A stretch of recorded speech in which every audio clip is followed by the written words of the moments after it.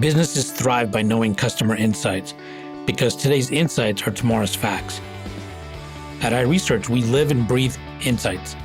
And despite searching high and low, we were unable to find a customer insights podcast that answers one of the most important questions in business. Why do customers do what they do? So we launched one. Hi, I'm your host, Darshan Mehta. Today I'm going to be speaking with Joe Lazer. Joe is the head of marketing at A.Team. He is a data-driven marketing executive obsessed with the art and science of storytelling. He is known as an award-winning content strategist and best-selling author of The Storytelling Edge.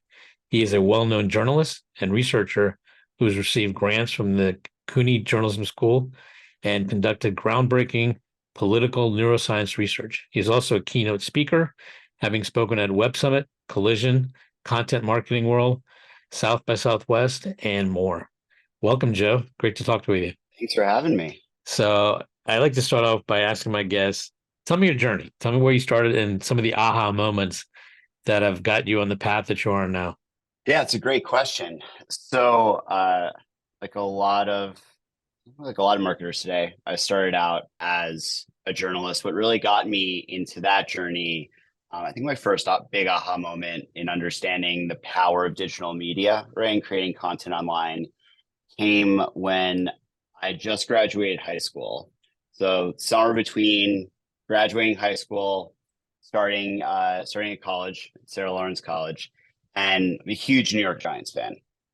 So I went up with one of my buddies to Albany, where the Giants used to have their training camp, to watch training camp with the Giants. And while I was there, I started, basically observing really closely and writing these very detailed training camp practice reports.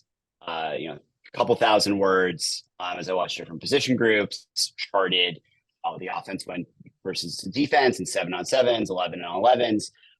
And I just started submitting them to a few popular Giants blogs, and they got picked up. And then suddenly I saw these practice reports getting reposted on Giants blog after Giants blog, thousands of comments coming in.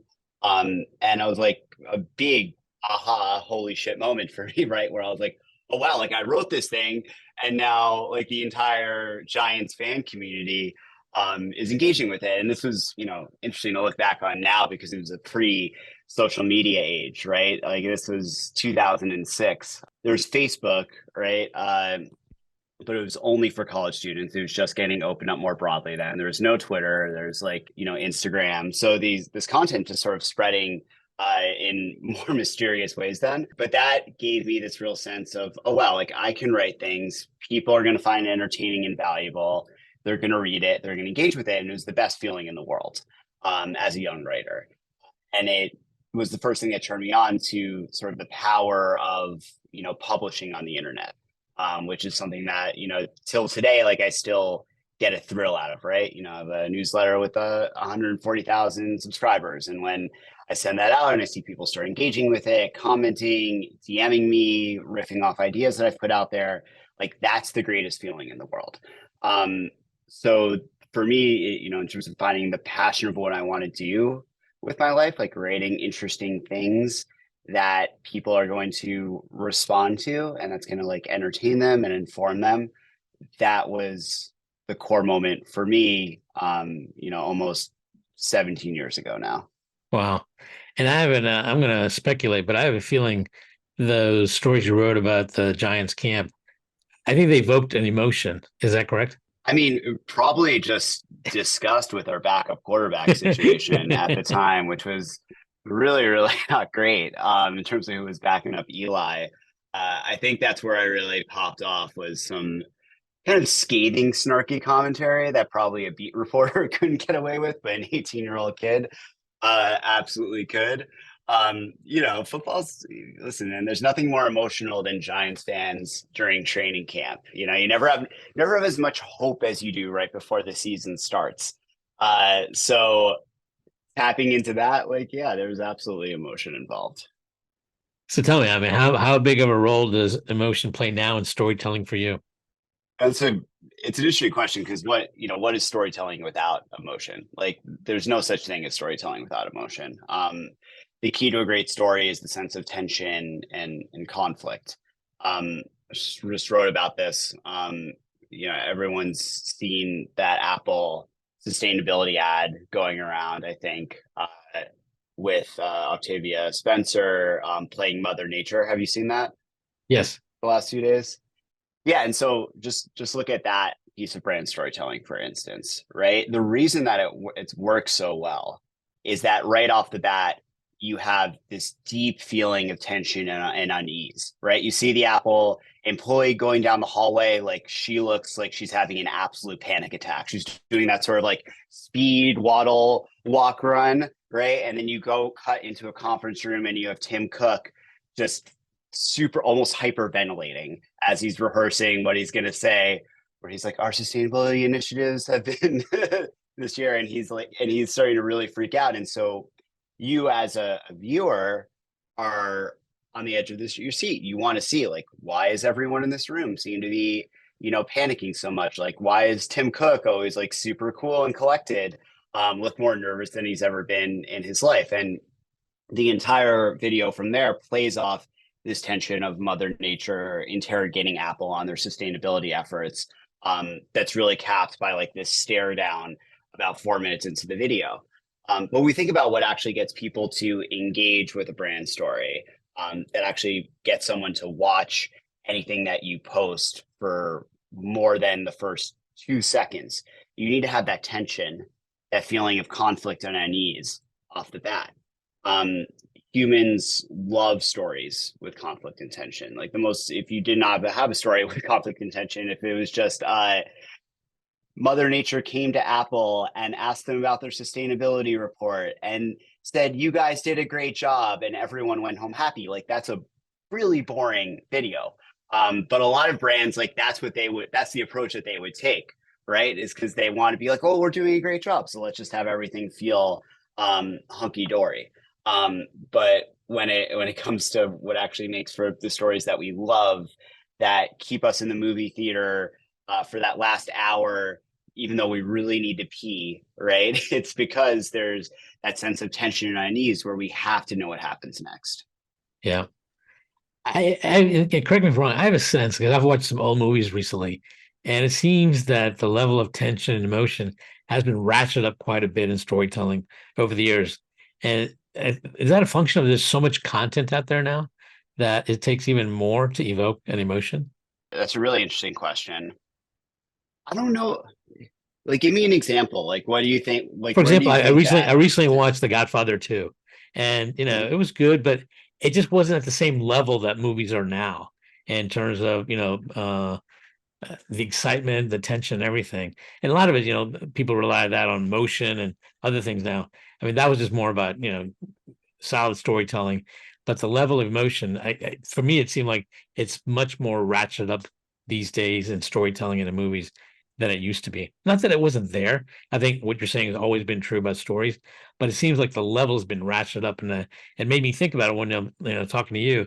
That is that changing now? Because there is a lot of content out there now, right? That we're consuming on a regular basis, not just written content, but a lot of video content from all different sources and all different creators. So I was curious what's your take Yeah, on it, because I'm sure you've seen it evolve. Even when you were the 18-year-old writing about the Giants, I'm sure you've evolved and changed as well in your storytelling. I think pacing has changed. I don't think that tension at its core has changed. Um, I think that viewers have in a lot of ways become accustomed to more quick cuts within storytelling to keep your mind almost like addictively engaged. I have an 8-month-old son, and this is actually a huge issue in children's content, for instance, where like Coco Chameleon, and I think that's how you pronounce it. I haven't let my son watch it yet, but there's all this like algorithmically optimized content for kids, and they realize basically how to create more or less a drug for kids' brains is to have these stories where you're changing the scene basically every second and a half, in terms of like the camera angle. So just like cut, cut, cut. And this just is, it really plays on our short attention spans, and keeps us super engaged. You see this in like the TikTok style of video creation now, right? Where it's like those really fast series of cuts, just does some sort of trick on our brain, that keeps us more engaged. And as we get more exposed to that, uh, the theory is that we have less of a tolerance for a little bit of like slower pacing and storytelling and more artistic shots. Um, so I think that might be a factor. Yeah, I think you're nailing it because when I think about the Godfather 2, there were longer scenes, right? And then if I look at if you have you seen the recently Oppenheimer? Yeah. And there's a lot of, like with cuts and there's creating tension and action through the editing and the pacing. So I think you're definitely onto something there. The pacing is definitely changed. Part is because technology is, but I think it's very much related to, as you're saying, attention spans. Yeah. And it's our brains just get very used to certain formulas. And our tolerance for kind of like a little bit slower, more artistic pacing, visually, I imagine has eroded a bit. It should be really interesting to look at if there's any, sort of neuroscience research around this. One thing that we've definitely seen, I've gotten the chance to spend time with and collaborate with a good amount of neuroscientists that are focused on neuromarketing. So understanding how different forms of storytelling and marketing affect the brain. One thing that they have seen is that, especially when it comes to social video, the presence of people and really quick action within those first 3 seconds is the key to getting much longer view times through and a greater emotional response from those viewers. But you compare this to, 50 years ago, like often I find myself when I'm watching like older pre-smartphone TV shows or movies, right? I'm almost jealous of those characters for how not addicted to their phones that they are. This is probably like my biggest self-criticism for myself is that like social media screwed with all of our brains, right? I watch more reels than I care to admit. I, we're all susceptible to kind of being programmed to crave this really quick form content, which isn't always like the best or most artful storytelling. It's just the, candy that our brains have come to love. Yeah, it catches your attention. It's interesting, and it's a good couple of minutes of time killing, right? Yeah. Yeah. 100%. Unfortunately, but it is. But I think Yeah. that's partly kind of related. Like, I think we're so bombarded with messaging, keeping up with everything. Everybody's seeking a little bit of that refuge. Like, just let me have my mind turn off for a few seconds and watch something engaging and fun and just different, right? And looking for something just kind of just a little bit quirky, a little bit weird. Yeah. I think the question is how much of that stuff is actually memorable. Um, my friend Jay Kunzo likes to talk about this concept of reach versus resonance in content. So much often now we optimize for reach, right? We concoct insane SEO schemes of content and topic clustering, and we go out and so many marketers like outsource their content to now some combination of AI and freelancers who are more low skilled and charging like $10 an hour to create a lot of really generic SEO optimized content, in mass, in hopes of tricking Google's algorithm enough to surface, key clusters of content pieces around a topic. But that gets you a reach, and we all get really addicted to seeing that, Google Analytics chart go up and to the right. But we think less about the impression that we're making on people with our brand when they actually come to that content. Like if someone comes, reads a really super low quality, mediocre piece of content that just has nailed, answering basic SEO questions and it's H2s, how much is that actually doing for your brand? If you're able to put an inspirational quote on LinkedIn and get, a few thousand impressions and likes, but it doesn't really have any core connection to your business. It's nothing that your audience would really remember.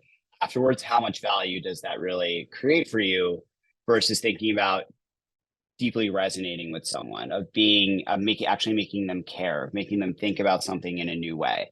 And investing in channels where maybe your overall audience reach and size may be smaller, where you're able to make much more of an impact. And, that could be things like podcasts, like you're doing here, right? If someone's actually subscribed and listening to your podcast, that 45 minutes of engagement is so much more valuable than one 3-second impression that you're getting across, TikTok or LinkedIn. If we think about a channel like events, that I think is incredibly undervalued now as a customer engagement channel, but also even as a content and storytelling medium, right? You have someone come to an event that you're throwing, like this generative AI salon series that we've done, which has been hugely successful for us. And we see if people have really interesting talks, debates, discussions, networking, have a few espresso martinis with our team, that develops such a deeper relationship than any really quick viral content could ever generate. So just in this, we think about the content landscape today, I feel like everyone's very much chasing reach, but we don't think about resonance nearly enough. So let me ask you, when you talk to someone about storytelling, what kind of, like, this might not be a fair, but see if you can try it. What percentage would you say should be reach versus resonance? If you had to say, because obviously you're saying resonance is much more important, it's going to have more of an impact. And that's true. I mean, ultimately, what good is storytelling unless people remember and retain components of the story? So if Yeah, you I had think you to should all. say, yeah, what percent would you I mean, say? Because you can't totally ignore reach either, right? You kind of need both. But I mean, if you had to say kind of a good balance, what would you say is needed in storytelling? I think your goal should always be resonance, right? And now the way that you package and deliver it can help you achieve greater reach, right? Having a strong hook on your LinkedIn post, but then the core idea that you bring people into has to be one that they're chewing on afterwards, that they're thinking about, that they might mention to a colleague when they're at happy hour.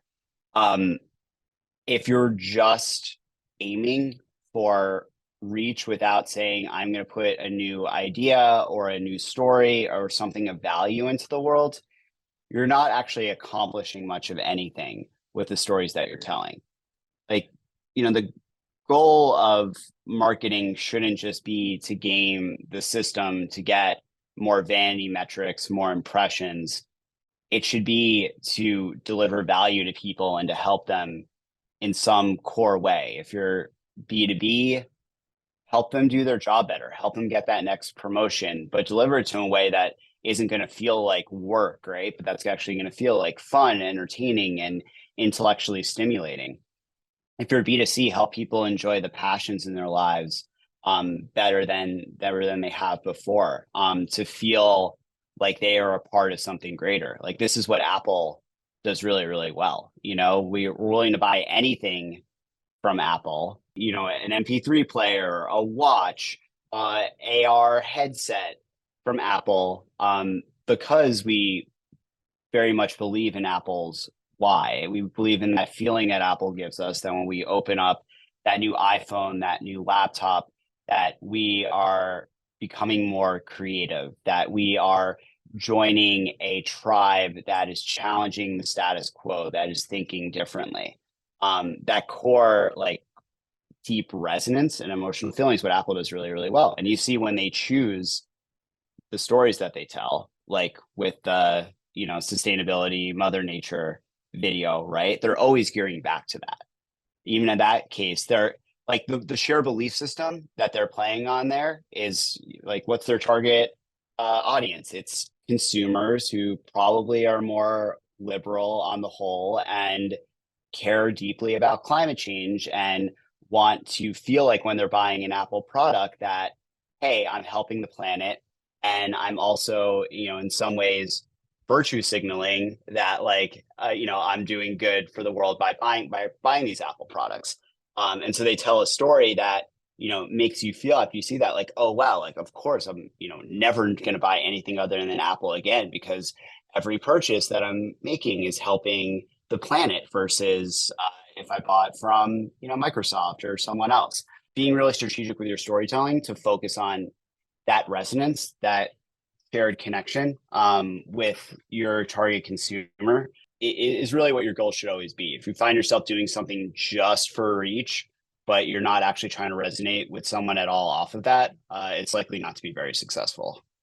I think one of the components you just mentioned about working on resonance is somehow having a shared experience. And going back to Apple, did you see recently their event that they did earlier this week? And they introduced their Apple Watch, and the story they were showing a bunch of people having birthdays. Happy birthday, happy birthday. And as it turns out, these are people that were actually saved in one way or another by the Apple Watch so they could enjoy another birthday, right? But it all started I with didn't see that birthdays. one. Yeah, it's at the beginning of the whole event that they did. I think it was on Tuesday. But these all these people having birthday, and then it gives you the backstory about these people and their birthdays. Like one fellow, I think, had an accident and was unconscious, but his Apple Watch actually called 911, and now he's thankful he's alive and there because his watch allowed him to have another birthday. Uh, And I think that's what I, you're saw- I talking mean, about, a shared experience.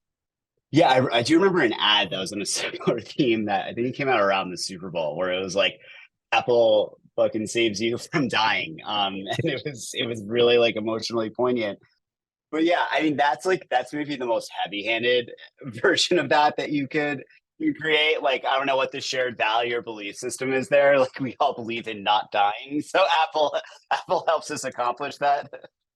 Yeah, but that yeah, but yeah, it wasn't that strong. I mean, maybe I described, but it was actually yeah, well done. But I think at the end you kind of realize, hey, I too would be thankful if I could have another birthday if I went through a trauma like that. Right. yeah, yeah, yeah. Buy Apple if you don't want to die. I mean, that's a great message. Like everyone wants to stay alive. But so I'm curious, what would you say are like kind of the three key components you've seen that can really help with enhancing resonance when one is doing a So, story?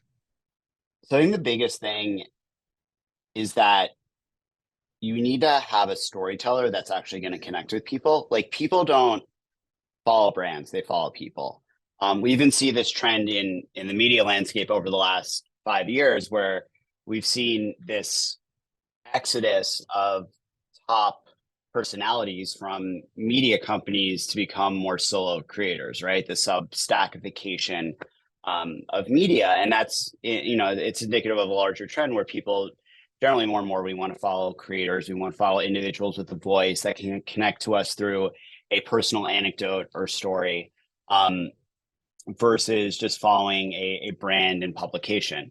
And so having someone inside of your company or who represents your company that can connect to your audience is really, really key. Like the biggest piece of advice to give to most B2B companies is, who do you have inside of your company that you can develop as a creator that represents your brand, that serves as, that personification of everything that you believe in, that voice of the stories that you're going to tell, because you're going to get 10 times the engagement and resonance that way than if everything is coming out from a faceless brand handle that's coming out from blogs like signed by the name of your company.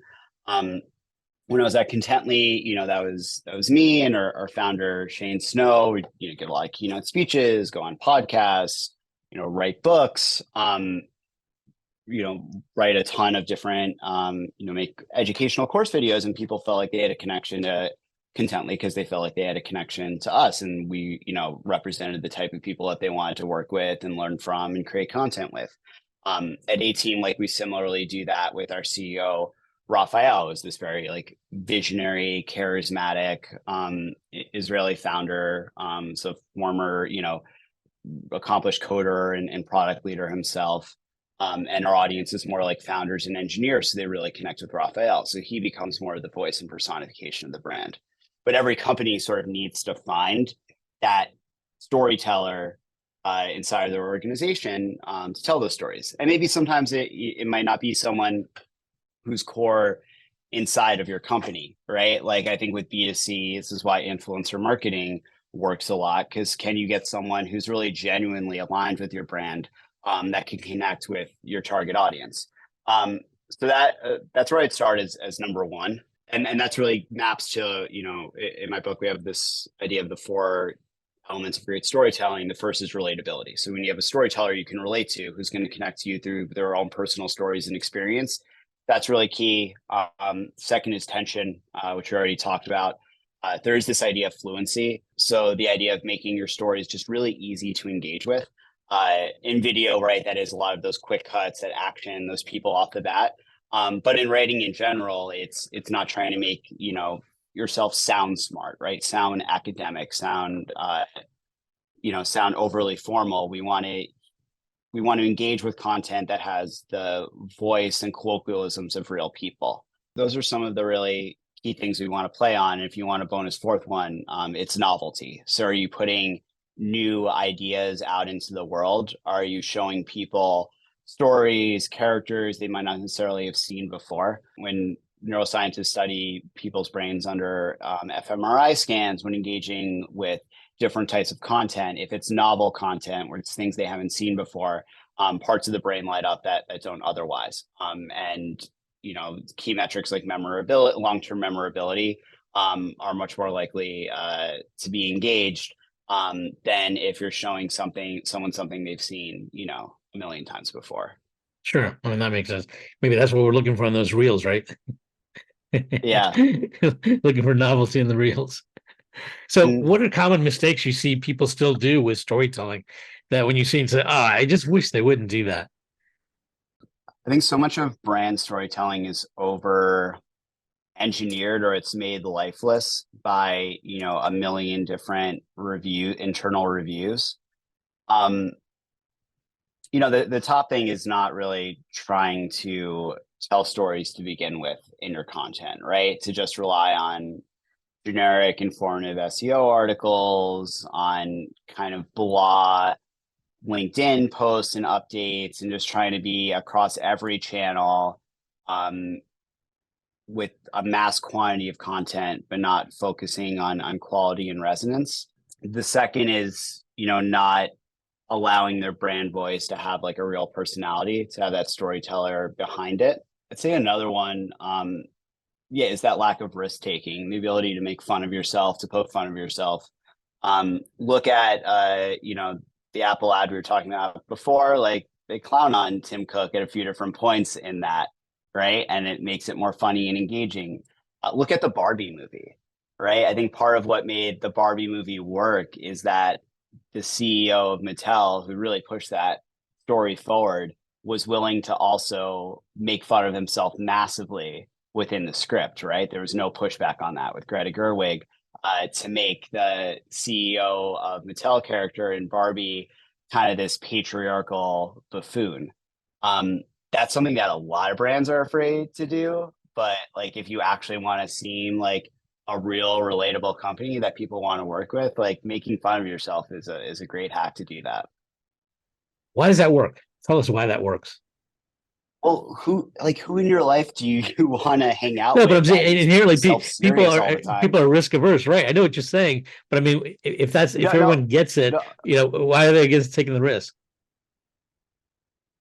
Well, like the reason that it works is because like no one likes self-serious people, right? And we don't really like self-serious brands. Do you want to hang out with someone who like is overly sensitive of their personal image and not willing to poke fun of themselves? Like we naturally gravitate to other human I beings agree that with are you. I willing to agree with be you, but it's self-deprecating. So the same yeah. thing, same thing works for brands. I agree with you, but it's just a hard sell for a lot of people, and that's what I'm trying to figure out. Oh, like, are you asking like why is it a hard sell inside of Yeah, companies, yeah, or like, yeah. okay, sorry, I thought you were asking like why does it work? People are really protective of their image, and people are inherently risk averse. Like the motivation for a lot of marketing leaders is to not get fired, right? And so like making fun of one of your key executives is like gonna risk getting fired. Doing risky things in your content requires a lot of internal stakeholder management as well. You have to get a lot of people on your side. And it's often, if there's one person at the top of the food chain who says, I don't like this, like it's very easy for a good concept to get killed. You know, I've worked with a lot of brands over the years in their content strategy, and there's a lot of good ideas that get chopped at the top because there is someone who does not really want to take the risk, who doesn't think that this idea is funny or worth it, or how are we going to measure the ROI of this, which is the perpetually existential question that plagues a lot of content programs and a lot of brand storytelling programs, right? So there's so many ways for a good idea to die inside of most corporations. Yeah, and I think people should. I mean, ultimately, people want to see that you're just a real human being, right? You're okay. You can take a little bit of poking and then being poked at a little bit, and it's okay. It's authentic. It's fun, as long as it's done tasteful. So I agree. I think it does work, but a lot of people are hesitant to go down that path because they're scared it's going to hurt their image. Yeah, but I think there's a lot of opportunities that are left on the table as a result Yeah, of that. I agree with you. So, what role is AI playing with storytelling? Is it making it better, hurting it, not having an impact? That's the $1 million question, isn't it? We're in a really interesting place with AI and content, and I think we very much need to determine the future that we want. Um, the way I see it, this is going to play out is I do think that AI will take a lot of content jobs, but the content jobs that it takes are the ones that are more commoditized right now. So you think of all the people churning out, 50 SEO articles on like what is an influencer marketing platform for 50 different influencer marketing technology companies. That's not really adding any additional value into the world. Like it's so much easier now to scale those kind of SEO schemes by leveraging AI and then having like one human editor to take out the hallucinations and fix it up. But when we think about true storytellers and creatives, people that are creating things that resonate deeply with people, I do think AI has the potential to give solopreneur creators much greater capabilities than they ever had before, right? A lot of the infrastructure that a brand or traditional publisher would give you can now be done so much more by AI. Like Grammarly Pro is a killer copy editor. Midjourney allows me to create images for my newsletter that are way better than I can do on my own because I'm a terrible designer. CapCut like allows you to like take your podcast and edit it into really engaging short social clips, right? All of these things that we need infrastructure around us to do, like AI can suddenly do. So I think that's on one hand is really exciting for individual creators who are trying to build their own media brands. We also have a ton of risks on that horizon. The role that AI is going to play in TV shows in Hollywood it is really uncertain. We see this with the writer strike right now, where a very valid way, like a big concern of the union is that AI is going to be used to basically, marginalize the work of creatives in Hollywood that will have, basically AI generated scripts going out there, and then writers will be hired for a rewrite instead of an original script because it's much, much cheaper for the studios, right? They're not going to pay long-term royalties. They'll pay a day fee, rewrite the script. And now, like, what Hollywood is saying is like, oh, like, don't worry about that because, the ruling just came down that AI generated work can't be copyrighted. Well, yeah, but what they'll probably end up doing is just having writers who are the human authors using AI to churn out a bunch of shitty scripts still, and then hiring other writers to rewrite it. And we saw how this played out, 15 years ago with streaming during the last writer strike, where like at the time streaming was just thought of as like YouTube web series. So there were no royalties really negotiated for writers and actors through that. And now we've had 15 years of shows popping off on Netflix and other streaming services, and the creatives not getting their fair share. There's like stories of Suits writers right now, as that's become like the most streamed show of all time, seeing literally no money from that huge boom for Netflix. So, you know, the same way we knew so little about streaming 15 years ago and then turned out, oh, wow, this is going to be way different. Like with AI, like it's going to be 100x that, right? We have no idea what these systems are going to be capable of in 2 or 3 years. And we need to think about what are the protections that we want to put for, you know, creatives in our ecosystem. Yeah, AI can drive greater efficiency and labor efficiency, but often like we forget that like we're the labor, right? Like we, the human beings in this entire ecosystem, like are the labor being influenced. So like is just a maniacal pursuit of maximum efficiency, like really what we want. Um, there's also, you know, I was at a AI event last night.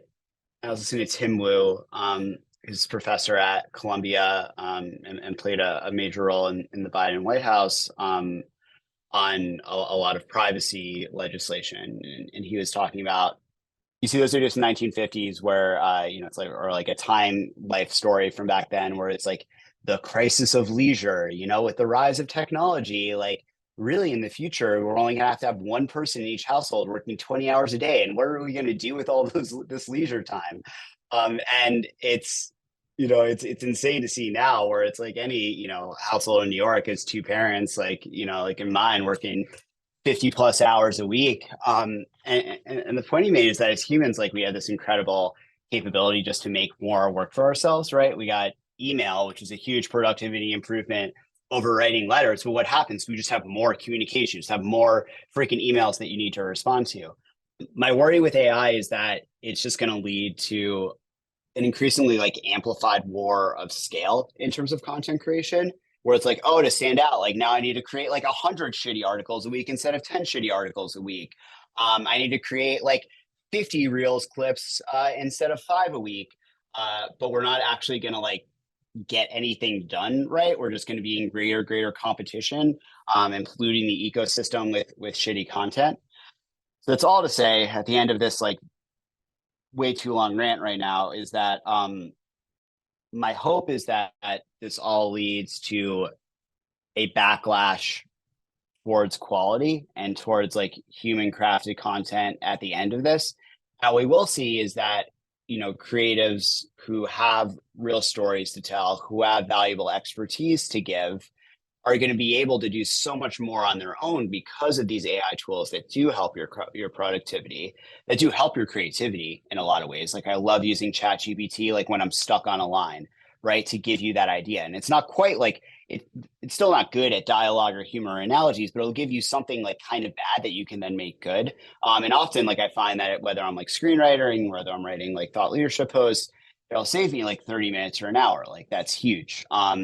You know, the way that Grammarly Go like saves me on copy editing, and I don't have to like pour over a piece 5 times myself. Like that's huge. So there's going to be, I think, you know, a lot of potential for storytellers and creators to do more through AI. But on a broader societal scale, we have to think about how do we really want these technologies to play into our larger ecosystem, and how do we keep ourselves from just getting into this out of control amplification or escalation of the content wars, where the web is just polluted with like so much more crap than it is today. And it's already polluted with a lot of crap. Well, the interesting thing with the AI is also it's only as good as the query that comes from a human, actually, right? I mean, AI doesn't really do it on its own completely. It really requires a good query. And I think that's one of the skill sets that's probably going to be required more and more is people who are good at doing the right query to get the best out of AI. It's also taste. Like, do you know whether this is good or not? Do you know Right. that an Well, that's idea always is been good an or not issue. that AI is giving you? Yeah, but that's always been Yeah, an but issue. like, but yeah, like AI has commodified idea generation so much more, right? Like it's like pretty good at generating ideas. There's this recent study, I think from the University of Michigan, that like compared ideas generated by AI to ideas generated by like college students. And the quality of the ideas rated by AI were then rated by like another group as higher quality than the ones created by humans. but then the ability to like take those ideas and make it like one step better, right? Or to understand which of those ideas is actually promising, is where the real like skill is going to be. And yeah, then like if you can actually prompt well, right? If you can like act like a manager, essentially coaching the AI through what you want to output, you're going to get much better results.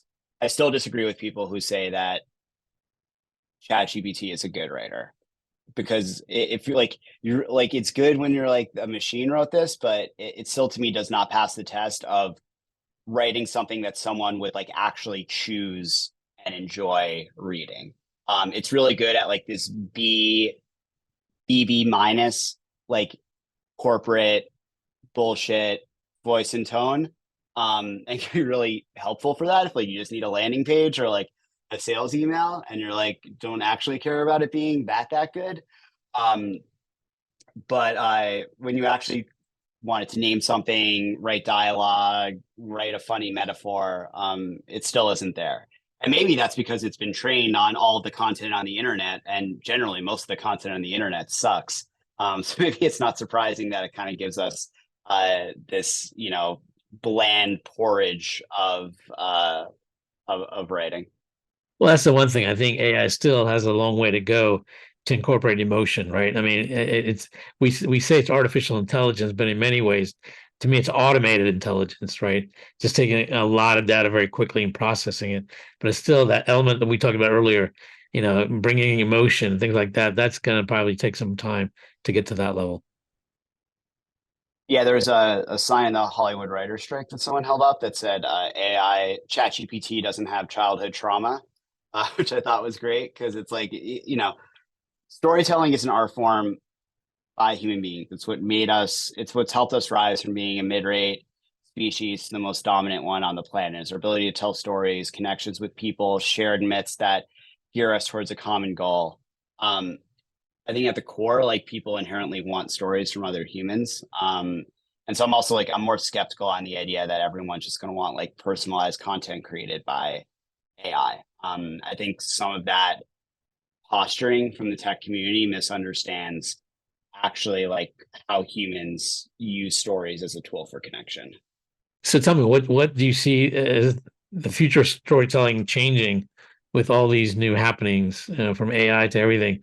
Or what area would you like to delve into further in terms of storytelling moving forward? We covered a lot, I don't think storytelling really changes that much. The core elements of storytelling are always the same. Like we have a universal grammar of stories that have, been there for thousands of years, if not millions of years, within humanity. So the idea that stories themselves are really going to change is unlikely. The mode through which we tell stories, new channels, are always emerging. But there's universal grammar to stories of character, of plot, of different story archetypes, from the hero's journey to Vonnegut's shapes of stories, that will always be enduring. Mhm. I agree. I think that's true. So, if there was an influential figure in your industry and storytelling you'd love to have lunch with, who would it be and why? That's a great question. I'd say Jesse Armstrong, the showrunner for Succession, my favorite TV Hmm. show of all time. I would love to pick his brain, on his approach and how he thinks about mapping out his arcs. I mean, I think there's no more masterful piece of storytelling on TV, today, or this millennium, than what he's accomplished there. And it's a story that like I get more out of each time I watch it, each time I rewatch Succession. So yeah, getting to have lunch with like a true artist like that, would be incredible. And also throw out there Greta Gerwig, I think is probably the most talented storyteller and showrunner of my generation, or Hmm. director of my generation. So her as well. Interesting. Well, Joe, I want to thank you for being on the show today. It's been great talking to you. I've learned a lot, and I'm looking forward to what transpires with AI and storytelling. And I hope to have you back, and we can talk more about it as some of these things unfold. Fantastic. That'd be great. Thanks for having me. Thanks again. Getting to AHA was brought to you by iResearch. To find out more about us, head to iResearch.com and make sure to search for Getting to AHA in Apple Podcasts, Spotify, and anywhere else podcasts are found. And don't forget to click follow to ensure you don't miss any future episodes. Thank you for listening.